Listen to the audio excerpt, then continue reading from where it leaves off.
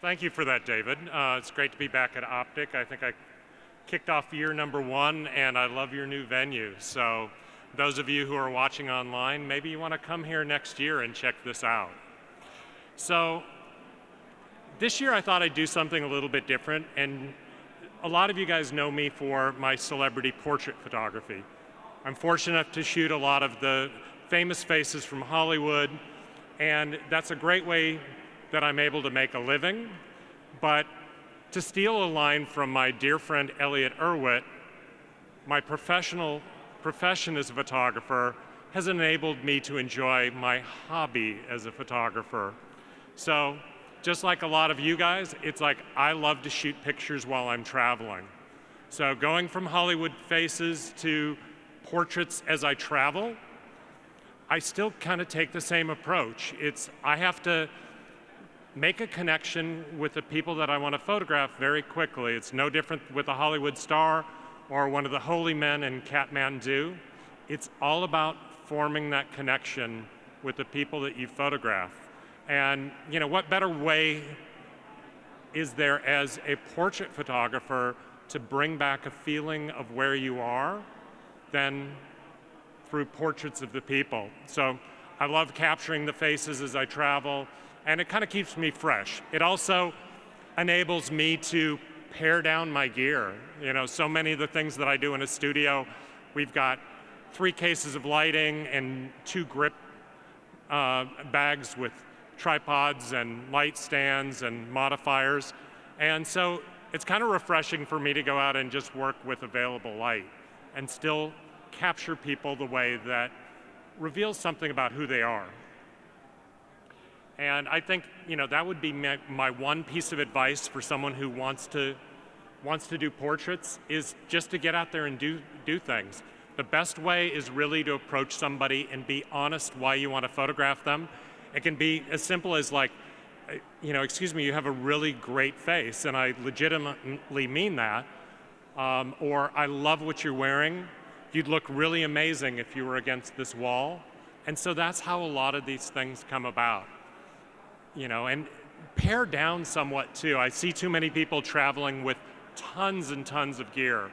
They look like they're on photo safari.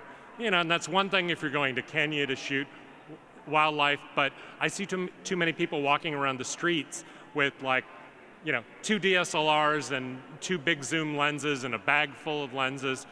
I would encourage a lot of you guys to really pare it down, and if you're one of those people that constantly shoots with telephotos, go out for a day with a wide-angle lens. All the next 4 images that you see right here were shot on the island of Vanuatu with a Sony RX1 with a fixed 35mm lens. And I think that's a great lesson for some of you guys who are, gear junkies. Gear is a lot of fun. I get to shoot with a ton of different cameras, but the most important thing is really knowing what the camera can do and getting the most out of a given lens, and not, be fumbling to change lenses constantly. There's sometimes that I want to, push the limits for really shallow depth of field.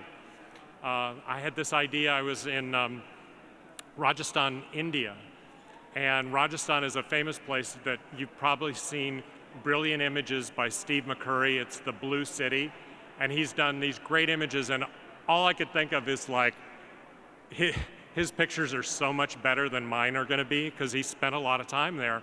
So I decided to do the opposite.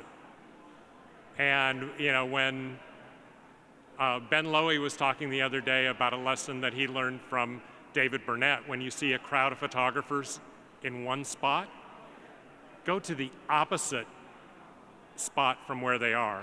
Don't do what everybody else is doing. So, there weren't a ton of photographers in Rajasthan, but a ton of photographers who'd been there had all shot blue pictures. So I decided to do the least blue pictures you could possibly do with a blue city. So I wanted the effect of what you would have with a large format plate camera.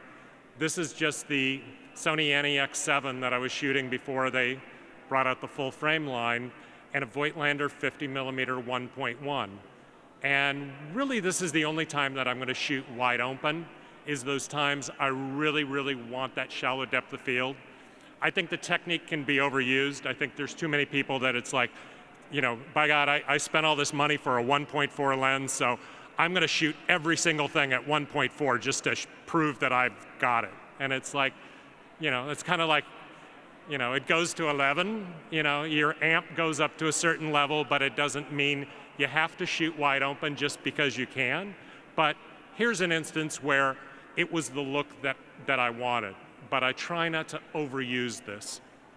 But in addition to doing faces, it's like I love capturing street scenes. Sometimes it's for a job, sometimes it's just for myself.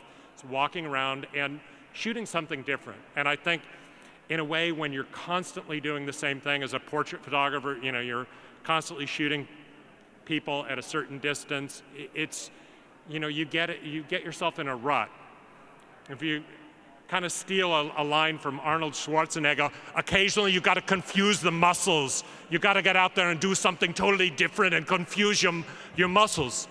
And the same thing is true of your visual muscles. When you keep seeing things the same way, and it's like, if like your assistant can always set up the light exactly the same way and know what you're expecting, like, it's been too long since your visual muscles have been confused. You have to get out and kind of shake things up. And, the same sort of thing if I was doing environmental portraits, the way that I'm looking for backdrops, it's something that I love to do, to get out there and basically capture architecture. So, try for something different. Look at things in a fresh way. And a lot of what I'm really doing is like, I'm not traveling with a ton of lenses. Usually, I may have a 24-70 on the camera and a 70-200 in a bag on my shoulder, and that may be it for the day. But going out and capturing things as you see them, and I think paring it down somewhat too, it's like, it's freeing where you don't have a ton of gear with you, and you're really looking for lines and, capturing architecture. I also love doing black and white. Somebody was asking me on a B&H podcast yesterday what my choice is, and it's like, for myself, I love doing black and white because clients always ask for color. So I think it's like whatever is kind of fresh for you, but I love capturing black and white. And coming away with, I try to challenge myself whenever we're on a trip to come away with an image that kind of sums up the place, but also when I'm on jobs. I was just, a number of years ago, I was driving down Sunset Boulevard, and there's this spot, it's now very, very faded, but there was this mural of the American flag, and there just happened to be a red Lincoln Continental parked out there. So it's like, I jammed on the brakes, pulled over to the side, got out. My wife was wondering, like, what was so interesting, and it was just like, it's like the red, white, and blue with a red car. You can't go wrong.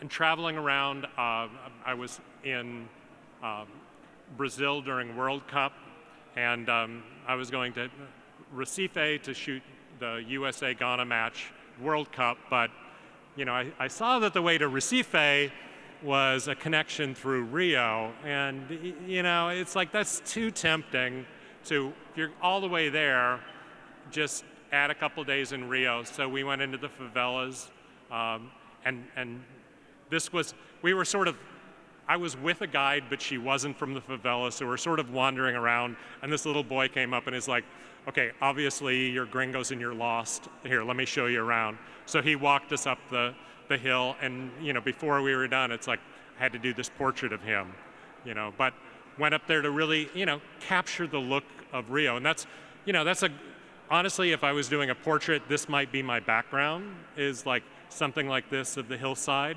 But the same way that it works as an environmental portrait, it can work by itself. So really not traveling with a lot of gear. It was the 24-70, and then this is the 70-200. Keeping it simple, not really being weighed down, and you just capture images. The same way it's like I was there for World Cup soccer, but I see these kids playing football in the streets, and I've got to shoot that too. So just looking for different ways that tell the story. Here's here's often one of the beaches in Rio, and it was a rainy day. I went out to shoot surfing. So I'm shooting with a 70 to 400 millimeter lens, but I made sure that I had a second body around my neck with a 35 millimeter 2.8. And that's just like, that's something I used to do when I was shooting professional sports. I might have a 400 and 600 millimeter shooting football, but I'd make sure that I had a wide angle lens just in case, that play that was 80 yards downfield went for a touchdown right in front of me. It's like, make sure you can cover it each way. So, and even on like a gray overcast day, sometimes the light is just really beautiful. So if you get up early in the morning and it's like, it's overcast, it's not worth shooting, at least go out and give it a try. Because this is Ipanema Beach, and I just went out there. It was early in the day, it was foggy, it wasn't beautiful yet. And so I kind of had the beach to myself. So just one of the guys bouncing a soccer ball around. Now, when I shoot street photography, I want to give you a little bit of an idea of the process. So hopefully it will help you out if you want to shoot that yourself. Every photograph that I do with street photography always starts with almost a photograph. Here's almost a photograph of a backdrop that I see, which is like, it's okay, like, it's like fine, might work for Instagram, but it's not really a photo. I'm just looking for this and like, okay, here's my starting point. And all this stuff is shot very, very pared down. All the images that you're about to see are shot with the original Sony A7R and a 35 millimeter 2.8 lens. Very small and compact. These were taken in Haiti, and let's face it, I'm not going to blend in Haiti no matter what I do, but I still don't have to call a ton of attention to myself. And sometimes I get asked by people, it's like, well, when you have this small camera, do people know you're a professional photographer?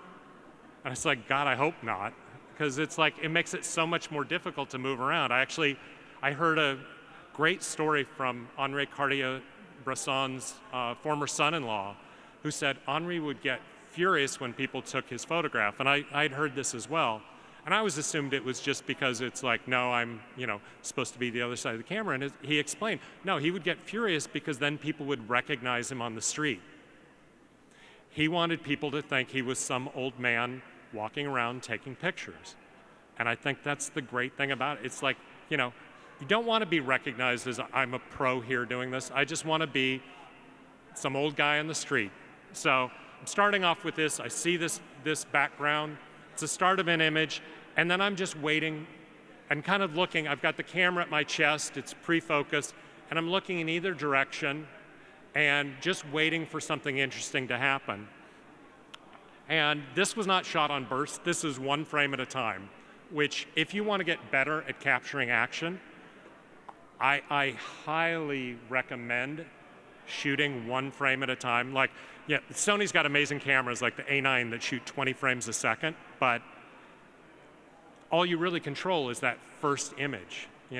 Get out there and shoot one frame at a time and get your timing down. So I clicked one image right here, waited a beat, and shot one more. I'm just looking for these moments that she kind of falls into place like that.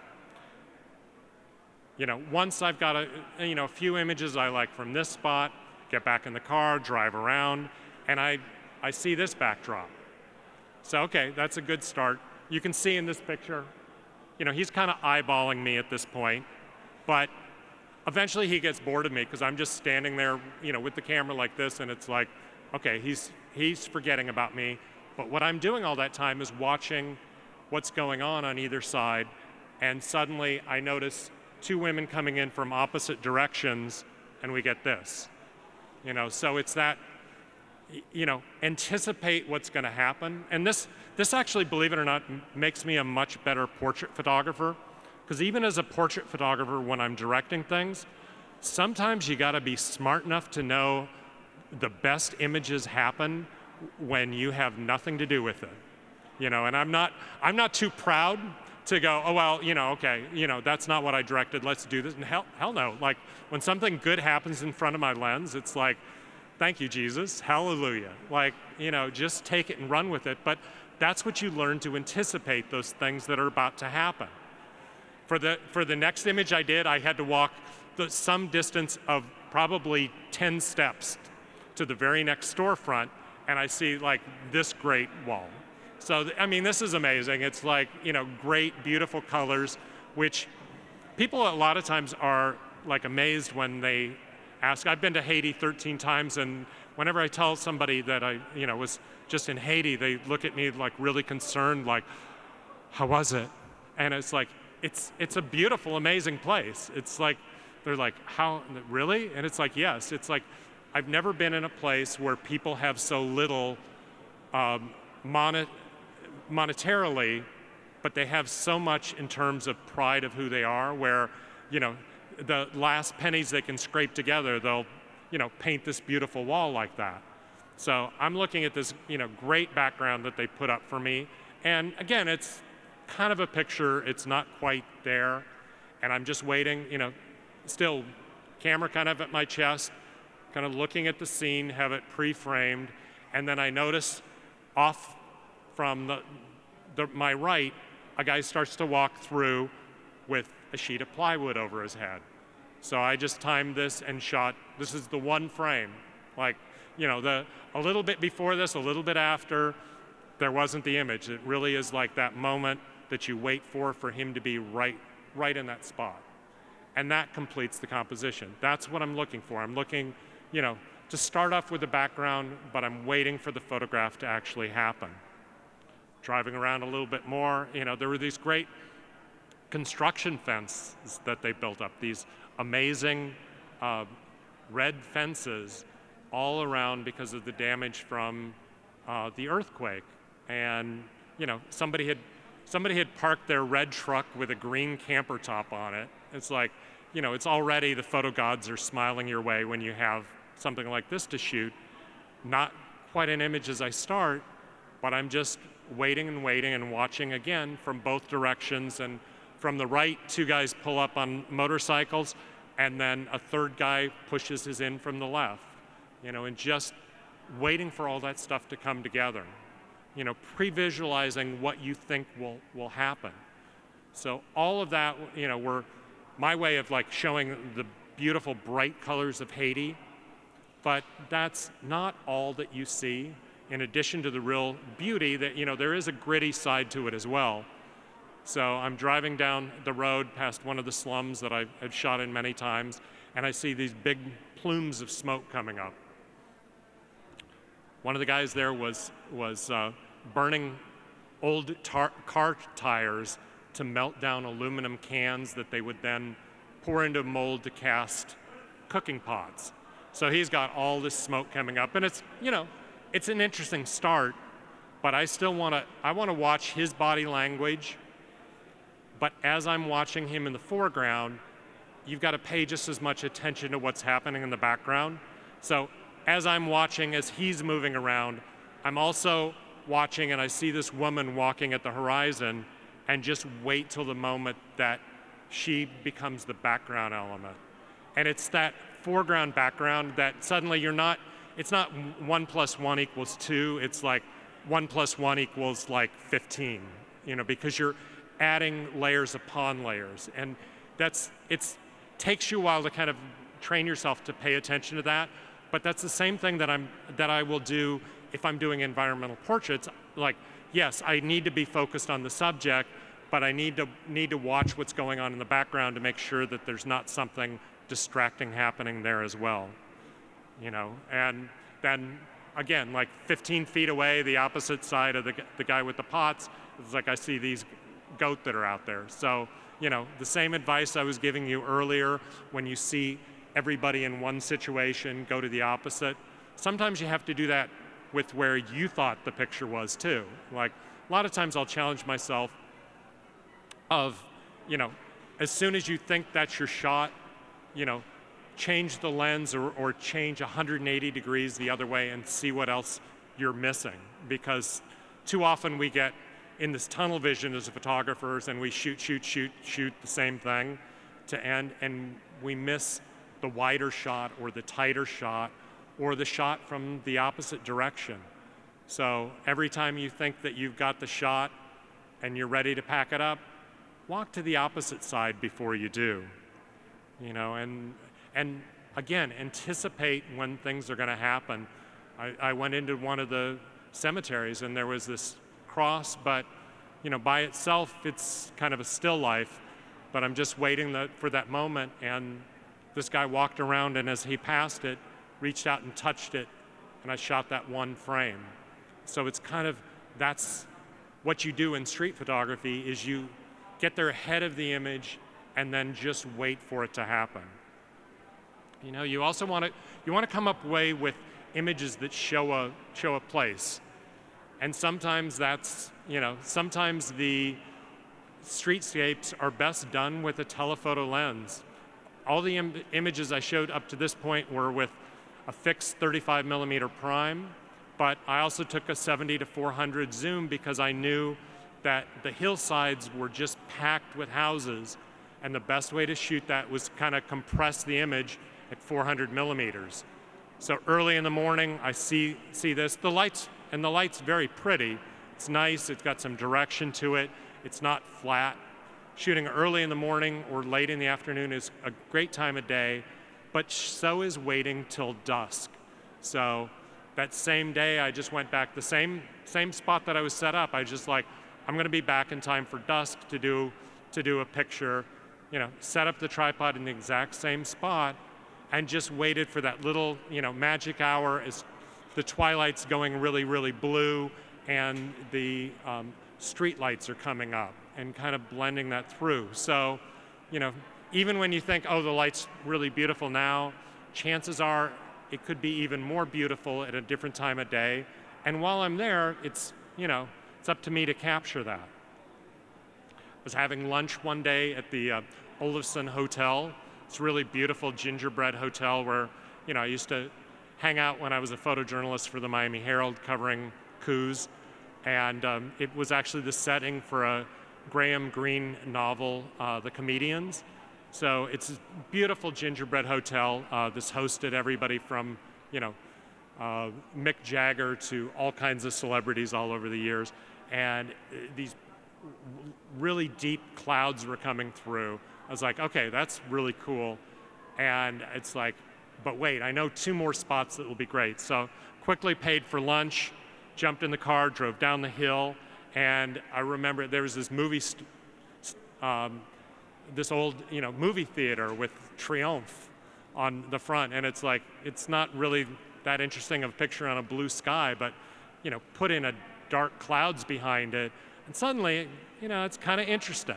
So I shot that real quickly, and then I wanted to make sure that I made it back to a church that I'd photographed earlier that was half destroyed, or, you know, actually 90% destroyed in the last earthquake, which again I'd shot on a clear day, but how much more interesting it is suddenly when those dark clouds are in there. So sometimes finding those places, remembering how to get back to them, but getting there very quickly and capturing this image. And it was like the dark sky was there at first, but I kind of had to wait for, you know, the people to complete the image as well. I did shoot this all by itself, but really, here as I zoom in, it's like the moment that this woman walks through makes it so much more interesting in the composition than without her. So it's like, again, waiting for those things to happen. And your shoot is never over in any country until you get on the plane, and then maybe even not at that point, because sometimes aerials are there. But on my last day, I'm headed to the airport, you know, driving in my beat-up rental car to the Port-au-Prince airport, and I see these guys walking down the road with their push cart just loaded down with, like, you know, here in the US you'd have a truck moving all this, but it's like the 2 of them are pushing this heavy push cart through there. So it's, you know, I just pulled the car over to the side and got out and walked alongside them, again with a 35mm lens, just walking and shooting as we went. Got back in the car and I started driving around, and I see the back of, I photographed some of these little tap-taps, little tiny buses that take people around, and suddenly I see like the best the best tap I've seen all time, which is celebrating our great actor, Sylvester Stallone, as Rambo. So here's the Rambo 3, which obviously they have good taste, because Rambo 3 was far better than 2. Maybe not quite up with the original, but I would give, their choice of going Rambo 3 a thumbs up. And I'm going, okay, so I have the definitive back, tap until 5 minutes later when I drive up and go, okay, I was wrong. So, here we have the thank you, Jesus, on the way to the airport, the last picture. I'm still not quite sure, is it just me or do the taillights sort of look like horns here? I'm pretty sure that was unintentional, but either way, it was worth hitting the brake, jumping out. Basically, it was like a traffic jam. As soon as traffic stopped, I put the car in park, jumped out, shot it with the 35. He started to pull up. I jumped back in the car, went to the next stop, and I shot it a couple times till I had a few images of like, okay, I'm gonna get out of this traffic jam and zoom off to the airport. So much of what I do, certainly as a portrait photographer, is measured in hundredths of a second. If I'm shooting with flash, probably a 250th of a second, little slices of time. And when I was talking earlier of like pushing yourself to do something new, come up and see something in a fresh way, one of the great ways to do it is to completely change the way you're used to shooting. So I'm used to shooting these short little bursts of time. What if I went to the other extreme? And so on vacation a couple years ago, we were going to Paris and the Bordeaux region. I was like, I've always wanted to go to Mont Saint-Michel. So I was thinking of these classic pictures of Mont Saint-Michel with nobody around. And we stayed over there for 2 nights, and there is never nobody around. There are always people there. But the great way to get rid of all the people in the shots is through very long exposures. So these next 2 images were, I think, at around 2 to 3 minutes long. And once you get over like a minute, it's like pretty much any person in the picture, unless they are absolutely like sitting on a park bench, people can be walking through your shots and they disappear. Now the idea right here was I wanted the water to kind of move, but on the left side of the frame, there's a walkway that people were going up and down. And if I shot at 2/50th of a second, you'd see all these people. So in addition to kind of making the water turn to the appearance of glass, because all the reflections are kind of canceling each other out, it's like the people disappeared too. So it looked like I had the place all to myself when I really didn't. Next morning, got up really early. Same idea. I want the water to kind of disappear. And it was this beautiful foggy day where, the fog sort of laid in low at the horizon, and the Mont Saint-Michel sort of rises out of the fog. And I was looking at this, this little river or stream that came off of it. And again, I don't want like all these choppy images to be in this stuff. I want it to kind of turn to glass. So this is shot with the 70 to 200 f4. Again, around 2 to 3 minutes, just all of that little chop disappears and it looks like glass. And those long exposures also are really great if you're shooting clouds. Suddenly they become, these big puffy clouds become like these wisps that are shooting over you. So this is one of the images I shot on the way down to Bordeaux in the Rhone region, and it was just like, capturing the castles, but in a different way. And again, it's like these walkways, there would be tourists walking across the bridge, and it's like, it doesn't matter, they're gonna disappear at 2 minutes, they're gone. So it's a way to kind of, capture something in a way that not everybody is walking away with. So, these were both shot with a 10-stop neutral density filter with the lens stopped all the way down to enable that long exposure. So the sweet spot seems to be between 10 and 13 stops of neutral density to be able to hit exposures in probably the 2 to 5 minute range.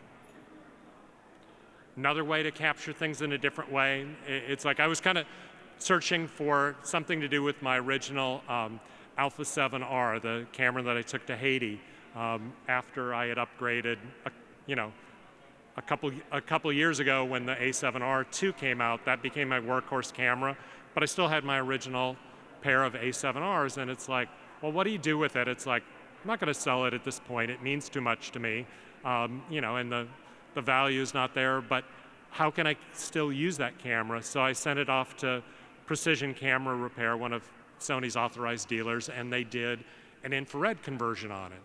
So basically they take off the UV-coated sensor glass that's protecting the sensor and replace it with a special glass with that captures a certain bandwidth of infrared. So this was the bandwidth, I think it was 860 something or other, whatever wavelength, that is really designed to give you that look of black and white infrared. So going to Bora Bora, I just thought this would be the great way to, like, instead of doing the typical blue skies and puffy clouds every other tourist is going to do, just come away with, different images of the same place. And yes, I had my A7R Mark II that I shot color with, but I was so much more drawn to these images as just because it's something different. And I think that's one of those things when you find yourself in a rut and really need to shake yourself out of it, that's a great way to, learn to see in a different way and come back with pictures that not everybody else is doing, and just, it's a very freeing experience. The other great thing when you're shooting mirrorless is you can actually see this in real time, what it's going to look like. If you're shooting with a DSLR with an optical viewfinder, you're kind of guessing what the effect's going to look like. By shooting with mirrorless, and especially in this case, setting my creative style to black and white, I'm seeing pretty close to what I'm going to end up the resulting images are. Now I'm still shooting raw because I want to make that conversion myself, but I can pre-visualize and I can see what the image is like. It's not one of those things, shoot it and then, correct for it. It's like seeing it in real time makes all the difference in the world, and just a different way to kind of capture scenes. Again, this is, I think in this case I shot with two lenses, 16-35, and here's the 70 to 200 f4. I don't take a ton of gear with me. I think a lot of times you really pare it down and you'll enjoy going out with photographic gear instead of dreading for, okay, now we're going to go take pictures.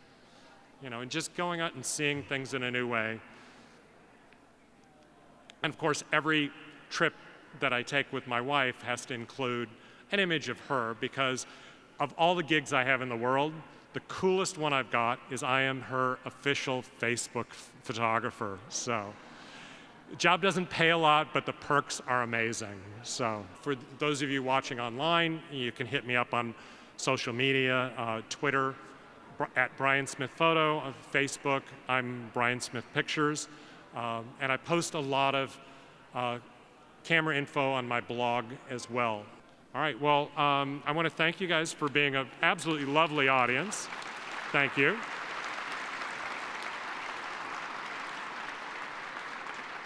As well as for those of you watching online, and I want to thank Sony for bringing me out here, and B&H for the very kind invitation to be a part of Optic 2018. So thanks again, David Bromer, and hopefully we'll see you guys in the future.